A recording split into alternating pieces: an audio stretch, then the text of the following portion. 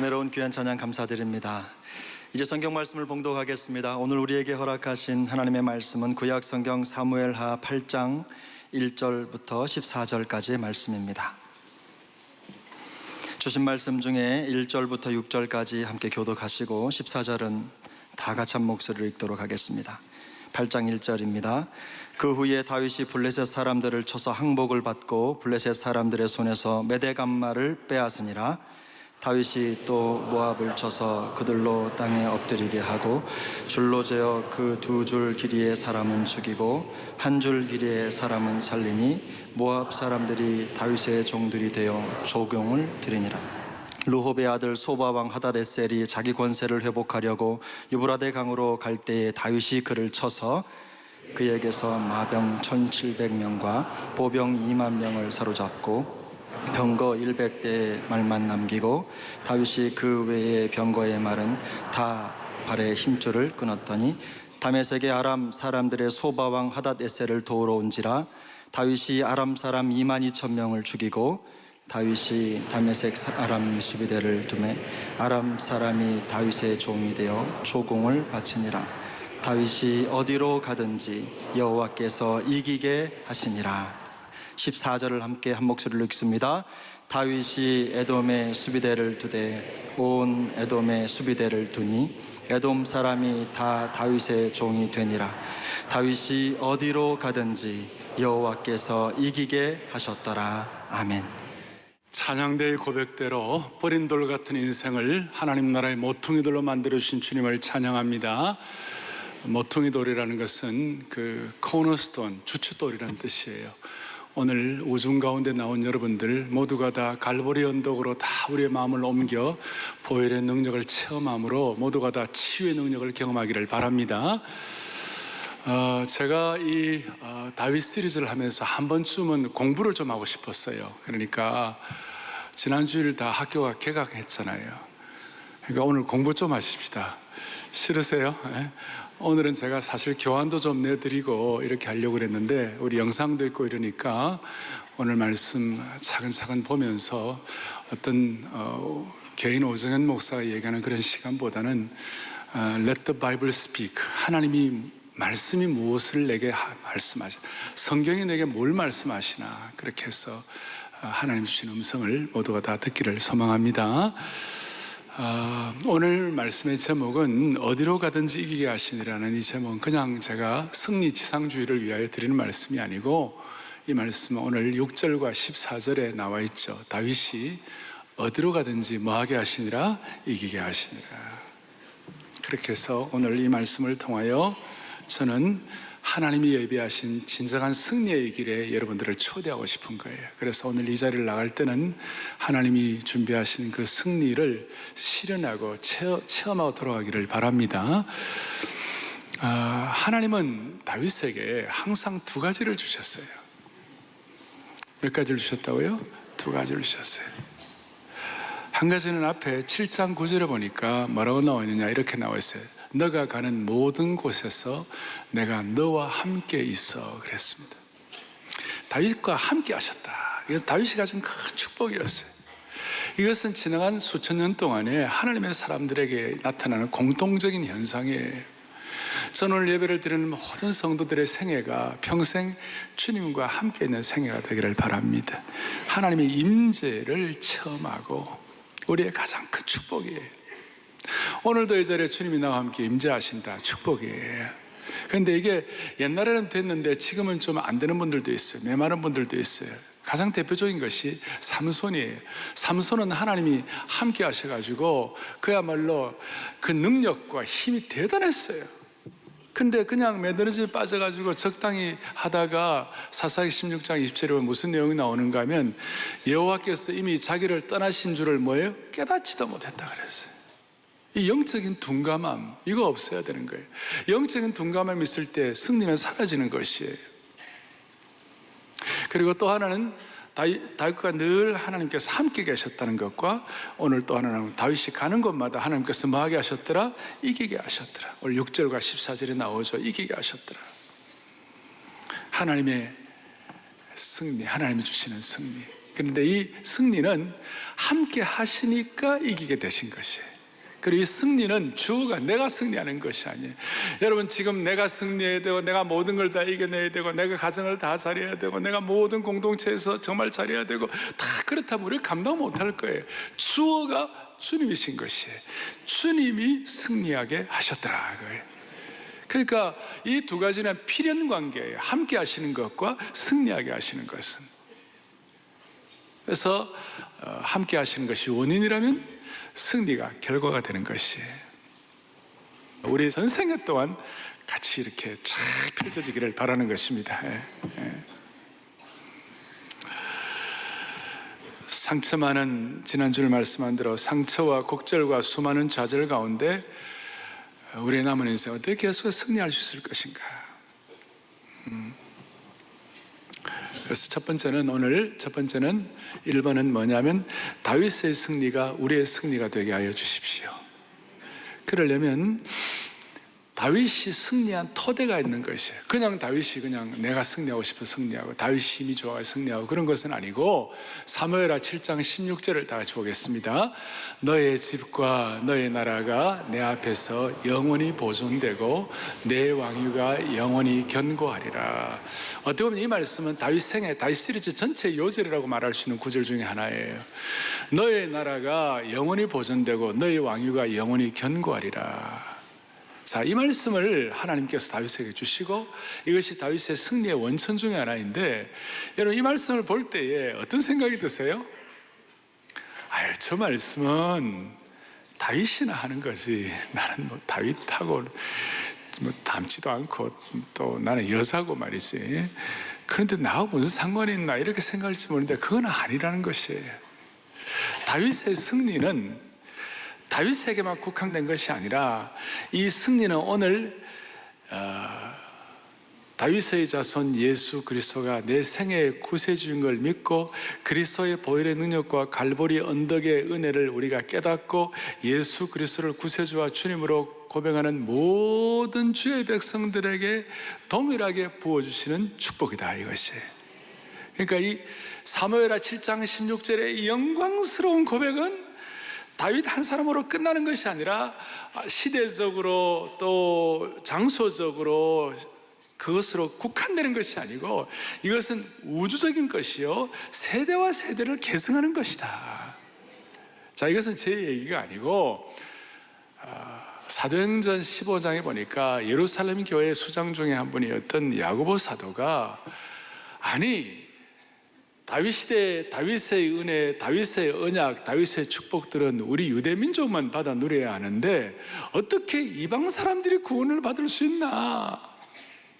그렇게 막 해석이 되고, 그것 때문에 이방 사람들이 구원받는 거 이런 거에 대해서 막 어려워질 때에 야고보 사도가 아모스 선지자가 고백한 그 선언을 이렇게 얘기하는 거예요. 사도행전 15장 16절 17절 보겠어요. 오늘 공부 좀 한다고 그랬죠? 자, 보겠습니다. 시작. 이후에 내가 돌아와서 다윗의 무너진 장막을 다시 지으며 또 그 허물어진 것을 다시 지어 일으키려. 17절.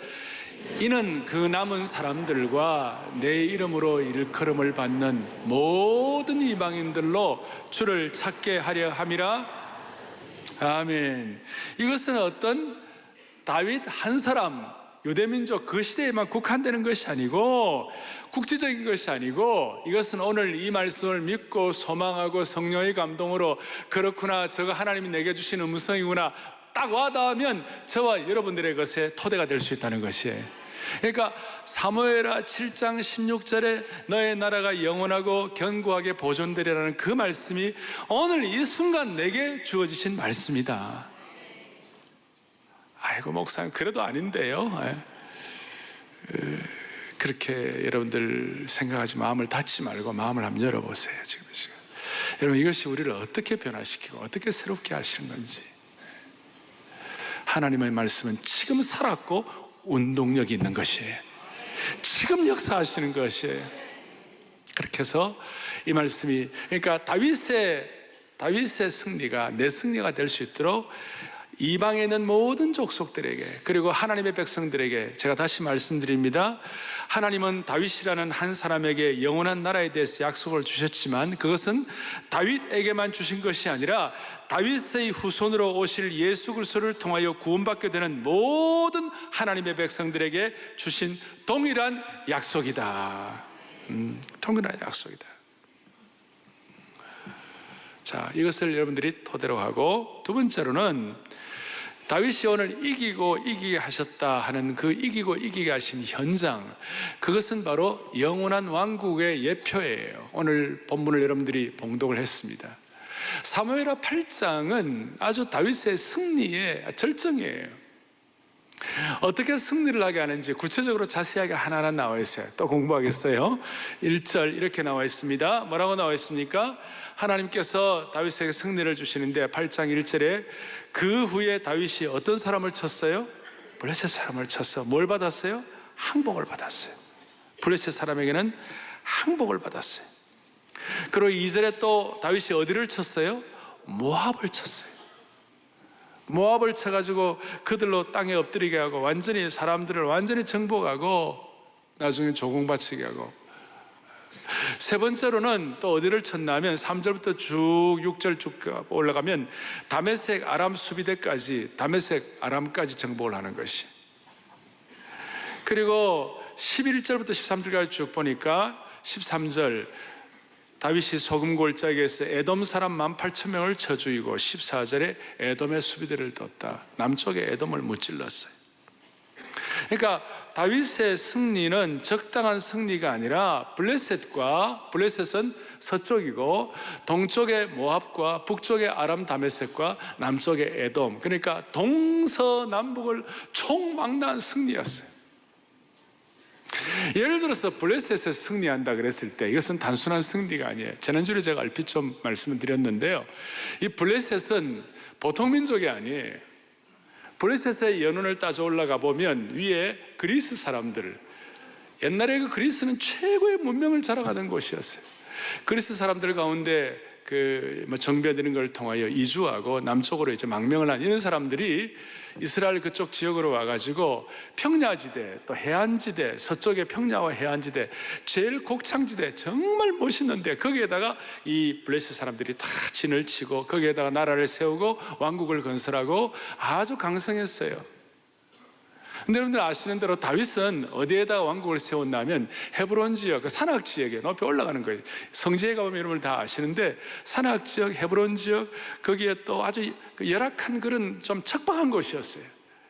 척박하고 열악한 산악 지역에 있는 그 다윗이 남쪽에, 서쪽에 풍요롭고 해안지대의 모든 것들이 다 풍성한 그쪽 지역을 승리하고 이긴다, 이거 참 말이 잘 안 되는 것이. 그리고 그 북쪽에는 밭도 제대로 없어가지고 지금도 그대로 3,000년 전에 밭들이 그대로 있는데요, 지금 여러분 산에 있는 논들이 있잖아요. 계단식 논 비슷하게 그런 밭이 좀 있고 거기에 겨우 뭐 올리브 나무나 좀 하고 또 이제 뭐 양들이나 키우는 그 정도예요. 근데 밑에 있는 평야지대에 있는 그 강국 왕국들에 대해서 이긴다는 거, 산악지대에 있는 힘 좀 이렇게 부족한 물자를 가지고, 여러분 산악지대에 물자가 많아요? 밑에 평야지대에 물자가 많아요? 산악은 척박한 곳이 아니에요. 그런데 그런 곳에서 완전히 블레셋을 이긴다, 대단한 일이었어요. 모압도 마찬가지고 동쪽 모압, 북쪽의 아람 다메섹, 남쪽 에돔까지 완전히 장악을 했어요. 여기에 대해서 이 항상 지금 사무엘하 이런 내용들은 시편과 연결을 시켜서 우리가 공부를 할 수 있고 시편과 연결시켜서 우리가 말씀의 어떤 깨달음을 가질 수 있는데, 시편 60편 8절에 오면 다윗의 승리에 대해서 뭐라고 설명하나, 이렇게 설명하고 있어요. 보시겠어요? 자, 모압은 나의 뭐예요? 목욕탕이라고 그랬어요. 저 모압은 과거에 이스라엘 민족을 이렇게 오염시키고 타락한 문화라고 그랬는데 이걸 완전히 그냥 깨끗하게 정화시키겠다는 것이. 그 다음에 에돔은 에돔에는 에돔 쪽을 향해 나는 뭘 던지리라? 신발을 던져. 신발 던지다는 것은 수하로 부린다, 그런 뜻이에요. 그 다음에 블레셋아 나로 말미암아 외치라. 블레셋아라는 블레셋을 향한 승리를 선포하는 것이 아주 멋지게 표현했어요. 모압은 나의 목욕통이라. 에돔에게는 나의 신발을 던져 수하로 부린다. 블레셋을 향한 승리를 선포하는 것이 대단한 승리예요. 여러분, 이 승리는 그냥 있어진 승리가 아니에요. 하루아침이 된 승리가 아니에요. 이 승리에 관해서는 창세기 13장에 오면 하나님께서 어느 날 믿음의 조상 아브라함을 부르시고 아브라함을 향하여 동서남북을 바라보라게 하셨어요. 동서남북을 바라보게 하시니까 그걸 보니까 아브라함은 지금 있는 지금 이제 그야말로 헤브론 지역, 다윗이 성을 세웠던 그쪽 지역인데 거기서 이렇게 땅을 딛고 뭐 그땐 땅도 별로 없었어요. 좀 이렇게 막벨라 굴 정도 좀 사는 아브라함 입장에서는 조금밖에 안 되는 그런 걸 했는데, 그런데 그게 말도 안 되는 동서남북을 바라보게 하시고 지금 예루살렘 쪽에 높은 언덕인데 거기서 쫙 전체를 바라보게 하시고 이게 전부 너 것이 된다. 창세기 13장 보겠습니다. 자, 너는 눈을 들어 뭐예요? 너 있는 곳에서, 그리고 지금 이 얘기는 누구에게 한 거예요? 아브라함, 믿음의 조상 아브라함에게 한 것이죠. 그리고 15절 보겠습니다. 보이는 땅을 내가 너와 내 자손에게 주겠다. 할렐루야 아닙니까? 이 말씀이 지금 그대로 천여 년 만에 다윗의 이 이기고 이기는 현장, 실체를 통하여 완전히 이루어진 것이에요. 이것이 이루어질 때 다윗의 마음속에 아마 감동이 있었을 것이에요.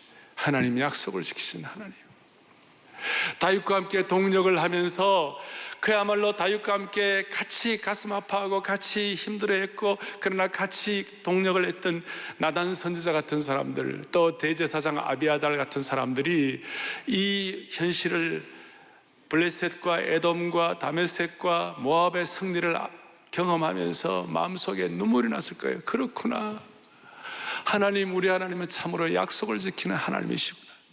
우리 하나님은 참으로 우리에게 참 승리를 주신 하나님이시구나. 그것 때문에 목이 메었을 것이에요. 이것이 오늘 왜 중요합니까? 오늘 이 시간 여러분들의 마음속에 내 인생에 그야말로 나를 공격하는 모압은 어딘가, 저 풍요롭게 내 앞에서 떵떵거리는 블레셋은 무엇인가, 내 인생의 동서남북은 어디인가, 나는 본래 아무것도 없었지만 동서남북을 향하여 하나님께서 말씀하시면서 이것이 너 것이 될 것이다. 그리고 시편 2편 8절에 시편 기자는 이런 고백을 하는 거예요. 읽어보겠습니다. 내게 구하라. 내가 이방 나라를 내 유업으로 주리니 내 소유가. 아멘. 여러분, 이 말씀 읽을 때 어떠세요? 아이고, 저거는 나하고 상관이 없고 저거는 그냥 옛날 얘기고 나는 또 내가 살아요, 이렇게 하는 거예요? 아니면 그렇구나, 내게 구하라. 내가 이방 나라를 내 유업으로 주리니 내 소유가 땅끝까지 이르리로다. 어떤 한국의 기독교 실업인이 저거 읽고 은혜 봐주고 국제무역 만들어갖고 성공했다는 것이 아주 이해가 안 갑니까? 너에게 이방 나라를 너의 유업으로 주리니 너의 소유가 땅끝까지 이르리로다. 어떤 사람은 저 말씀을 그냥 지나가 버리고, 어떤 사람은 저것이 레마의 말씀으로 탁 쳐가지고 와가지고 내 소유가 땅끝까지 이르리로다. 그럴 때 어떤 사람들은 말도 안 되는 소리 하지 마세요, 뭐 이런 말도 할 수 있어요. 그런데 시편 2편 1절에 앞에 이런 내용이 나와요. 어찌하여 이방 나라들이 분노하 민족이 헛된 일을 꾸미는가. 그랬을 때 4절 하나님께서 하늘에 계신 이가 웃으시며 주께서 그들을 비웃으시리로다. 여러분, 이런 모든 내용들은 진정한 영적 승리의 현장에서 하나님이 주시는 음성인 줄 믿으셔야 되시는 것이. 다시 한번, 하나님께서 다윗에게 주신 승리의 현장은 동서남북, 그 당시에 블레셋과 모압과 에돔과 북쪽 다메섹 아람은 감히 다윗 왕국, 처음에 이 초라한 다윗 왕국은 감히 범접할 수 없는 그런 강력한 국가들이었습니다만은 하나님께 실제로 승리하신 이 현장을 우리가 보면서 여러분 마음속에 꿈과 소망을 가져야 돼요. 그리고 아까 시편 2편 8절 다시 한번 주세요. 시편 2편 8절 이렇게 나와 있어요. 뭐라고 나와 있습니까? 내게 구하라. 내가 이방 나라를 너 소유가. 자, 이 말씀을 우리가 육신적으로 내 삶의 어떤 환경 이것으로 해석할 수도 있지만, 영적으로 오면 그러므로 너희는 가서 모든 족속으로 제자를 삼고 동시에 사도행전 1장 8절 오면 오직 성령이 너에게 마시면 너희가 권능을 받고 예루살렘과 온 유대와 사마리아와 땅끝까지 내 증인이 되리라 하시니라. 이것이 그대로 영적 해석이라고 말할 수 있어요. 뭘 말씀드리는가? 자, 이런 말씀을 드릴 때 저 자신도 제가 사역을 하면서 오늘까지 주님을 섬겨오면서 수많은 과정들을 거치잖아요. 그런데 이런 말씀들을 다윗이나 또 아브라함이나 요셉이나 이런 하나님의 백성들을, 하나님의 신실한 종들을 우리가 연구하고 묵상할 때에 우리의 마음속에 희한하게도 이상하게 꿈틀거리는 하나의 꿈이 생기는 것이에요. 하나님 아버지, 나도 저런 말씀이 그대로 내 삶에서 확인되게 도와주십시오. 그리고 이런 말씀을 그대로 믿는 하나님의 공동체가 어떻게 귀하고 소중하게 하나님께 쓰임받고 부흥하고 하나님의 역사를 이루는 것인지 우리 주위에서 많이 보았고, 또 사랑의 교회 사역도 그런 하나의 실체라고 말할 수 있는 것이에요. 그러니까 제대로 되는 성도들은 젊을 때부터 하나님 나라의 꿈과 하나님 나라의 소명을 갖고 있는, 기도의 제목을 갖고 있는 분들 이런 생각을 하는 거예요. 하나님 아버지, 오늘 다윗의 승리가 내 승리가 되게 하여 주십시오. 오늘 다윗이, 아니 아비아달과 나단 선지자가, 다윗 자체가 오늘 이 말씀이 이루어져서 가졌던 그 감격과 축복과 목이 매는 것 같은 그런 은혜들이 오늘 내 것이 되게 도와주십시오. 좀 더 나가면 하나님 나라가 확장되는 것처럼 내 가정이 확장되게 도와주시옵시고, 하나님 나라가 부흥하는 것처럼 내 사업이 부흥하게 하여 주시옵소서. 그런 마음으로 신실하고 기적 같은 삶을 살아간 분들이 이 가운데 많이 있는 것이에요. 그런 꿈을 가지고 한결같이 마음을 모아서 목사님이 말씀하신 그런 꿈과 비전을 나도 같이 안고 교회가 발전하고 부흥하는 것처럼 나도 그렇게 살기를 원합니다. 그런 소원을 그대로 갖고 집중할 때 하나님께서 그 겸손함과 그 열망과 그 집중력을 주님께서 붙잡아 주시는 것이에요. 과거에 그랬는데 지금은 안 그런 분이 있다면 지금 회복하기를 바라는 것이, 그것이 우리에게 주시는 주님의 음성인 것이에요. 주께서 이 시간 그것을 요구하시는 것이에요. 민족적으로도 다 마찬가지입니다. 세 번째로는 지금 오늘 다윗의 이기고 이긴 삶의 현장을 통하여 우리가 깨닫는 것이 있고요. 세 번째로는 그렇다면 내 삶의 현실에서 이기고 이긴다는 것의 개인적인 의미가 무엇일까? 이기고 이긴다는 걸 제가 처음 말씀한 대로 승리주의로 오해하면 안 되는 거예요. 무슨 이걸 만사형통이다 그렇게 오해하면 안 되는 거예요. 우리 주변을 둘러보면 예수님 잘 믿어도 병 때문에 고통한 분이 있고, 예수님 잘 믿어도 경제적으로 고통하는 분이 있고, 예수님 잘 믿어도 자녀들 때문에 힘들어하는 분들이 있고, 사업이 어렵고 고통스러워하는 분들이 있어요. 예수 잘 믿어도 세상 사람들이 보기에는 일이 풀리지 않는 것처럼 보일 수가 있어요. 그런데 오늘 다윗이 다윗의 이기고 이긴다는 것이 잘 힘든 상황 가운데 쓰는 것이 어떻게 해석되어야 되는 것이에요? 개인적인 의미는 이것이에요. 내 삶이 아무리 어렵더라도, 내 환경이 아무리 고통스럽더라도, 그 어려움과 고통의 현장이 있다 하더라도 오늘 다윗에게 주신 이 말씀을 통하여 내가 하나님의 심정을 깨닫고 앉아 있으면, 하나님의 심정을 갖고 있으면 하나님은 반드시 그 상황과 환경에도 불구하고 하나님은 반드시 승리를 주실 것이다. 그걸 믿는 것이에요. 중요한 것은 이거예요. 다윗처럼 하나님의 마음에 합한 자는 3000년 전이나 지금이나 시공을 뛰어넘어 가지고 그곳이 어떤 상황이든지 어떤 환경이든지 그곳에서 하나님의 나라가 세워지고 하나님의 통치가 시작되기를 소원하는 마음을 갖고 있을 때 하나님이 승리를 주시는 것이에요. 그러므로 내가 병으로 고통할 때도, 사업이 어려울 때도, 자녀들과의 관계가 힘들 때에도, 부부관계가 힘들 때에도 내가 다윗처럼 하나님의 마음에 합한 자가 되기만 하면, 하나님의 심정을 깨닫기만 하면, 하나님의 통치가 이루어지기만 하면 어떤 상황에서도 하나님이 승리하게 하실 것이다.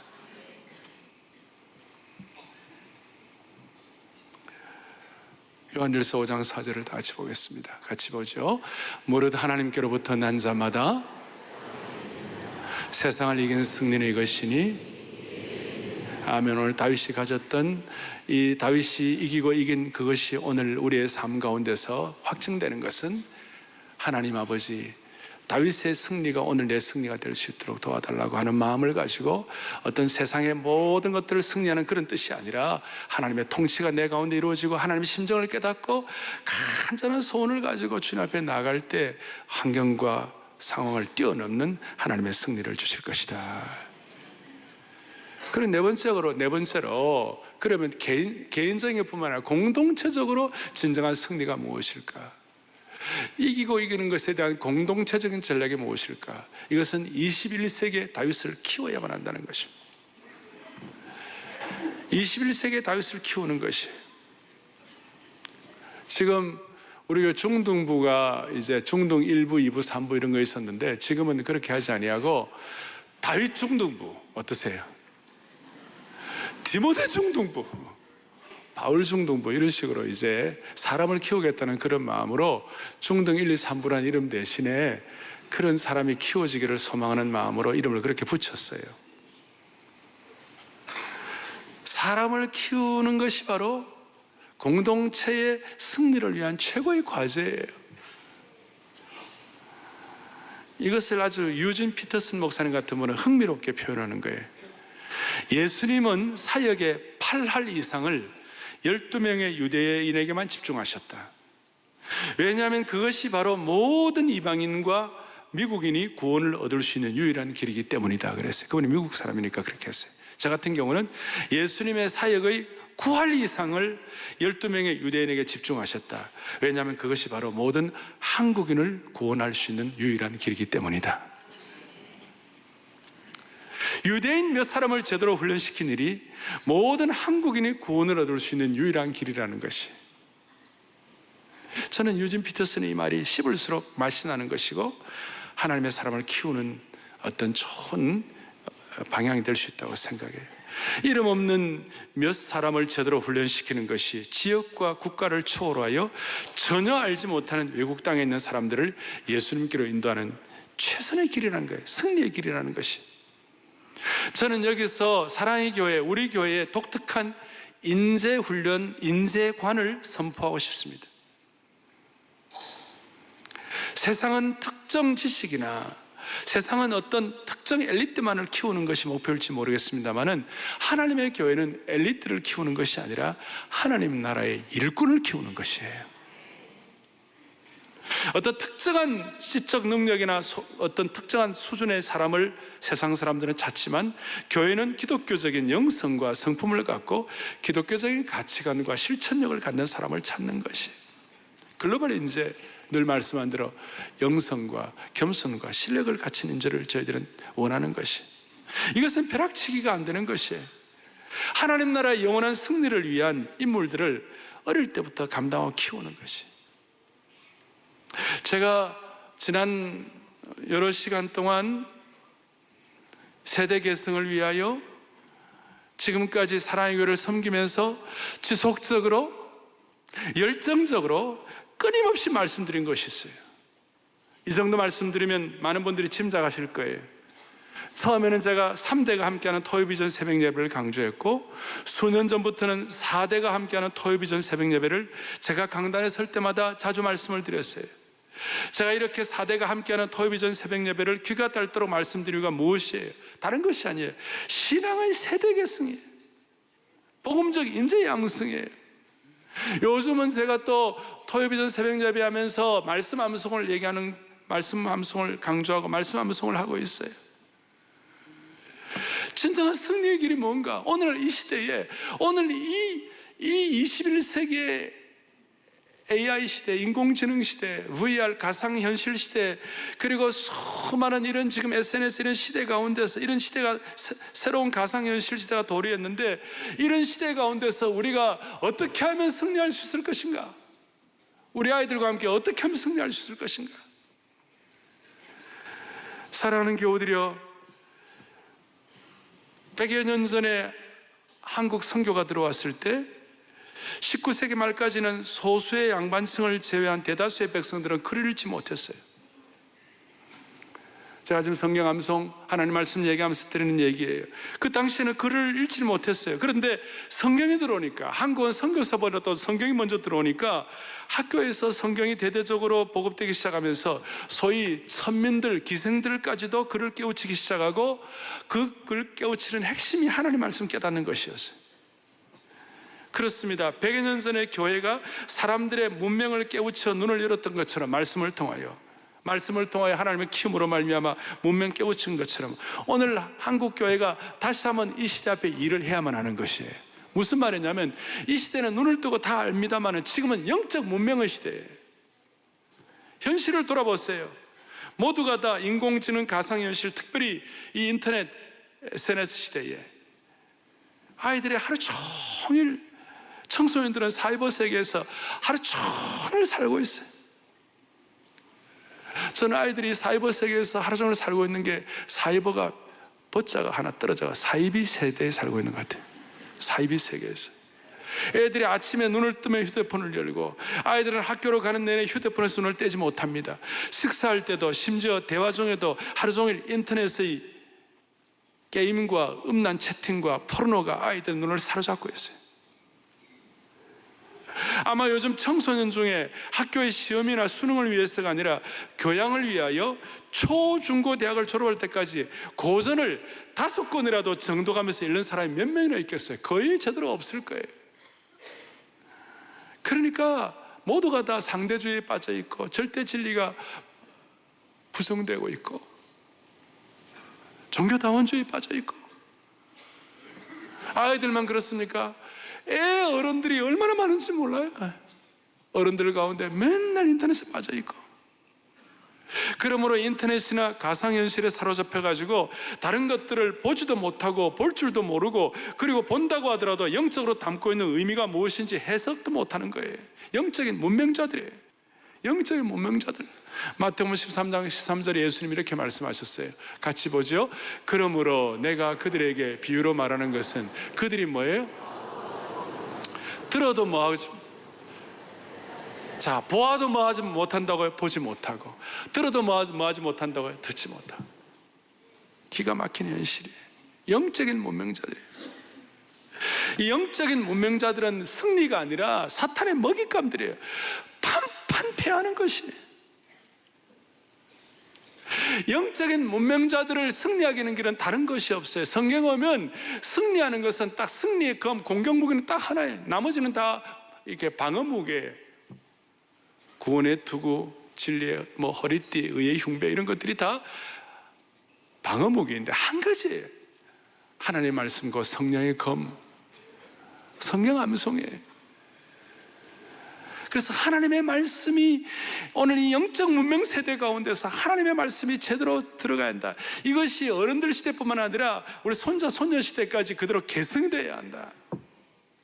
그래야 이것이 참 우리의 승리의 현상을 공동체적으로 경험할 수가 있다. 할렐루야. 어제까지 저희가 축복비상, 또 사명비상, 은사비상, 그렇게 해서 2주 동안 저희들이 온 교회에 잔치를 했어요. 그래서 제가 이 잔치 앞부분이 너무 좀 마음에 와 닿았어요. 오늘 영상을 좀 준비를 했는데, 그래서 오늘 교회가 진정한 승리의 현장인 것, 공동체와 축복의 현장인 것, 그리고 눈에 보이지 않는 교인, 무형교인, 우리 자신도 다윗처럼 그렇게 될 수 있다는 거, 이런 상황을 해가지고 조금 이렇게 설교 이 시간이 좀 이렇게 흐트러지면 안 되겠지만 그래도 좀 연결되는 것 같기 때문에 제가 영상을 준비했어요. 보시겠어요? 자, 영상 보시겠어요?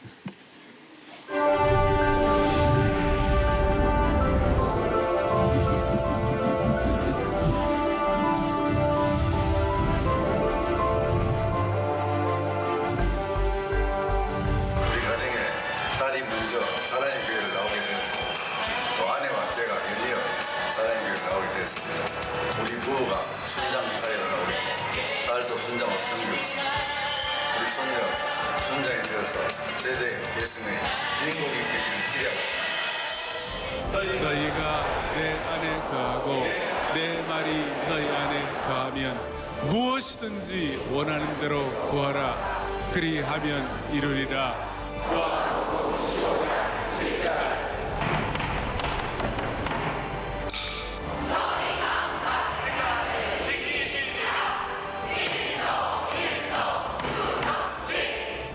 만군의 여호와의 이름으로 믿음의 사대가 함께하는 사랑의 교회는 하나님의 생명샘 같은 말씀 암송을 통해 새로운 삶의 중심이 되신 그리스도가 가득하게 자리하기 시작했습니다.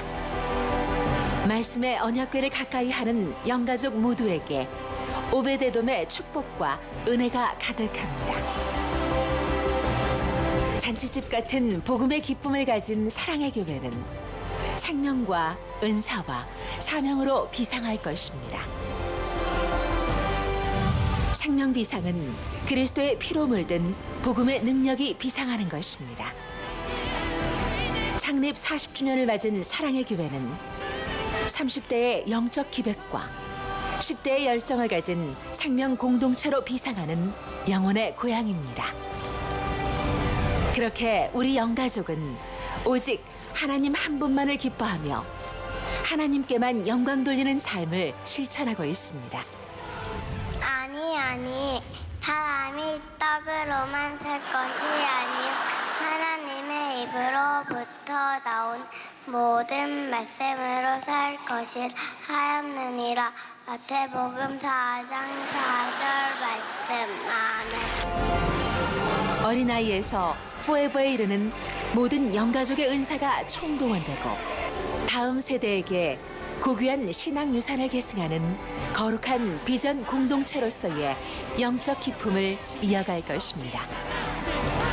하나님께서 각 성도에게 부어주신 은사를 통해 마른 뼈가 살아나고 기쁨의 춤을 추는 거대한 복음의 물결이 일어나고 있습니다. 단 한 사람도 예외 없이 비상하는 모든 성도들의 은사를 통해 우리는 기쁨의 파도를 함께 맡게 될 것입니다.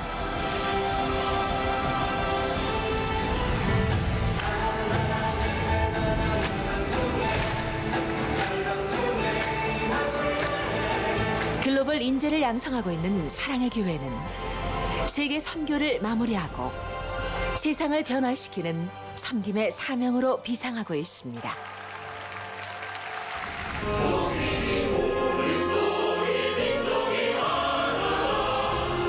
우리는 복음적 평화 통일을 소망하며 부름받은 소명자로 새로운 시대를 향해 달려가고 있습니다. 사랑의 교회는 새로운 40년의 사역을 시작하며 기쁨의 잔치를 열어가고 있습니다. 모든 영적인 힘을 하나로 모아 생명 비상, 사명 비상, 은사 비상을 향해 더욱 힘차게 나아갈 것입니다.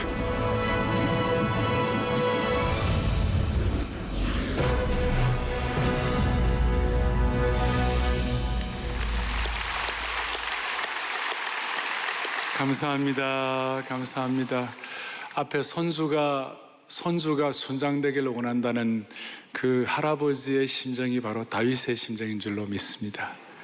우리가 이런 세대 계승돼야 되고, 그리고 사실은 지금 주일학교가 다른 어떤 시대보다도 지금 더 소중한 시대가 됐어요.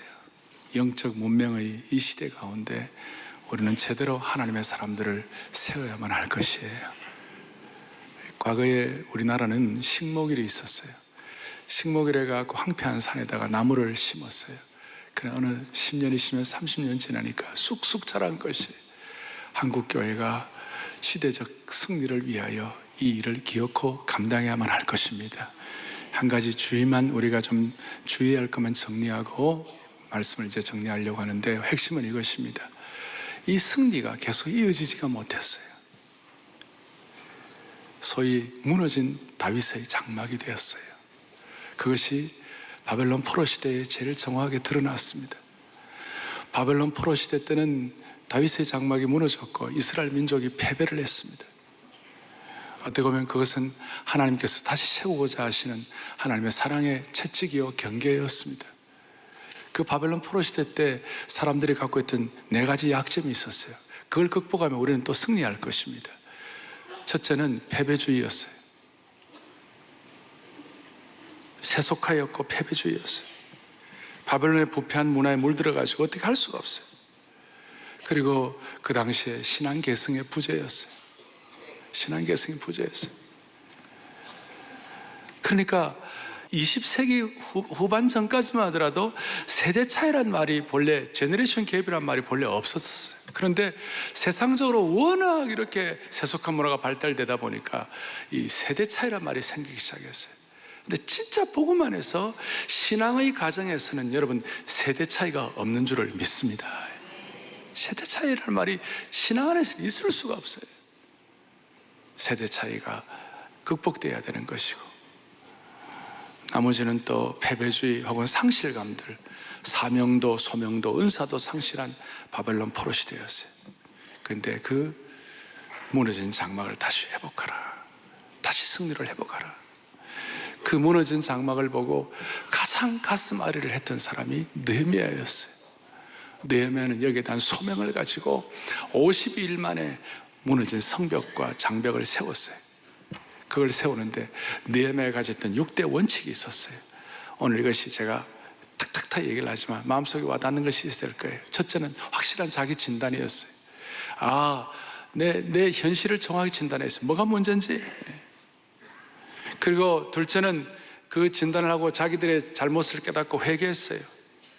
그리고 세 번째는 회개뿐만 아니라 철저한 전략을 세웠어요. 네 번째로는 함께 일할 사람들을 찾고 세웠어요. 동력자를 찾았어요.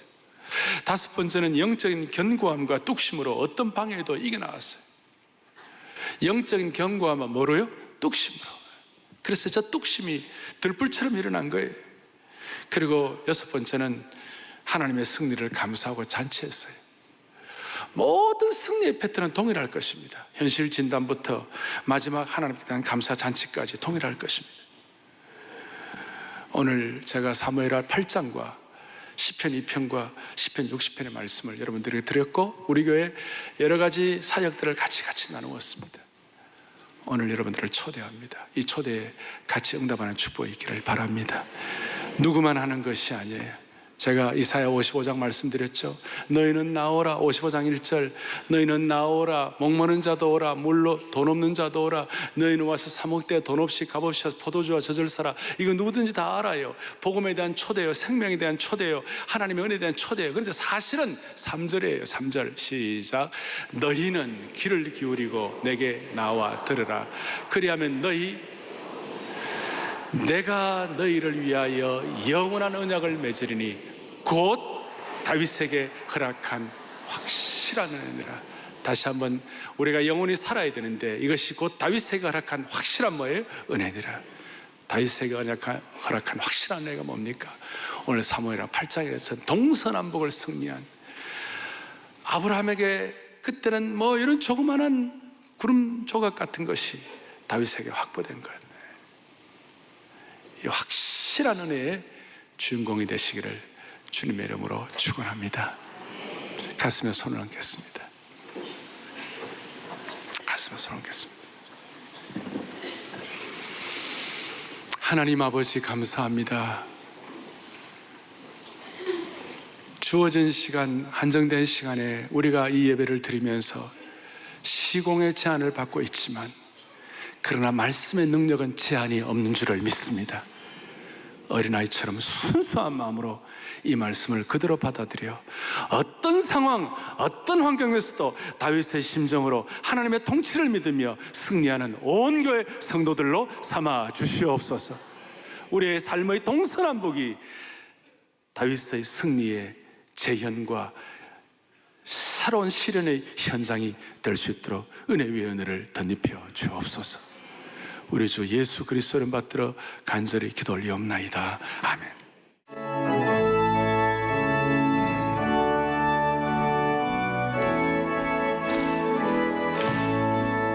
주의 진리 위에 십자가 하늘 높이 쳐들고, 주의 진리 내어 영광스럽게 찬송하며 나가세.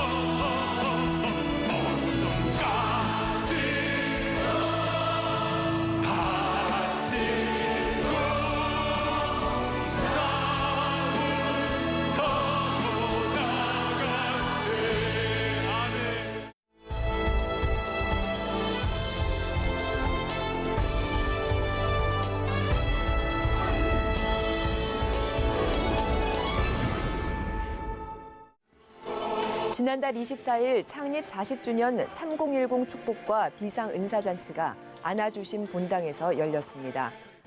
오정현 담임 목사는 오베데돔의 축복과 은혜를 허락해 주시길 바란다며 매주 한 구절씩 마음속에 새긴 7개 구절을 성도들과 함께 암송했습니다.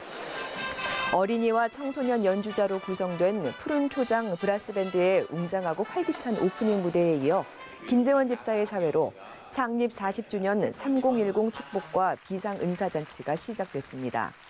첫 순서는 목양 6팀 영가족들이 열었는데요. 개사한 찬양을 부르며 생명비상, 사명비상, 은사비상의 깃발로 강단을 가득 채웠습니다.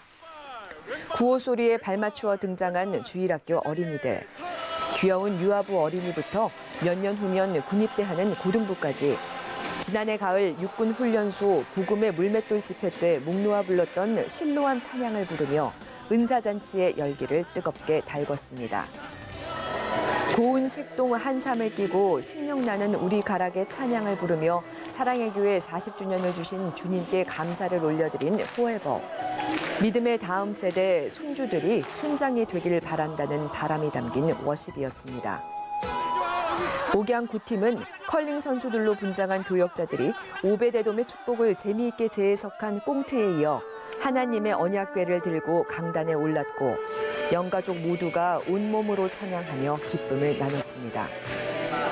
장애인 선교부는 달고 오묘한 말씀이라는 찬양과 신앙 고백이 담긴 말씀을 암송하며 오롯이 주님께 영광을 올려드렸고 말씀을 먹자는 외침은 성도들의 마음에 큰 울림을 선물했습니다. 외국어 예배부는 중국어와 영어, 일본어로 고린도전서 13장 말씀을 암송해 민족은 달라도 주님의 자녀는 한 가족임을 다시 한번 확인했습니다. 알록달록한 색깔의 옷을 입고 기차놀이를 하며 등장한 목양 3팀. 오직 믿음으로 주님 앞에 나가겠다는 찬양에 맞춰 다윗처럼 양팔을 벌리고 두 발로 뛰며 온 세대가 하나로 어우러졌습니다. 사랑의 교회 100대 기도 제목을 가슴에 품고 다음 세대 신앙 계승 메시지를 전한 목양 7팀. 평양 특별 새벽 부흥의 날을 드라마로 보여준 북한 사랑의 선교부.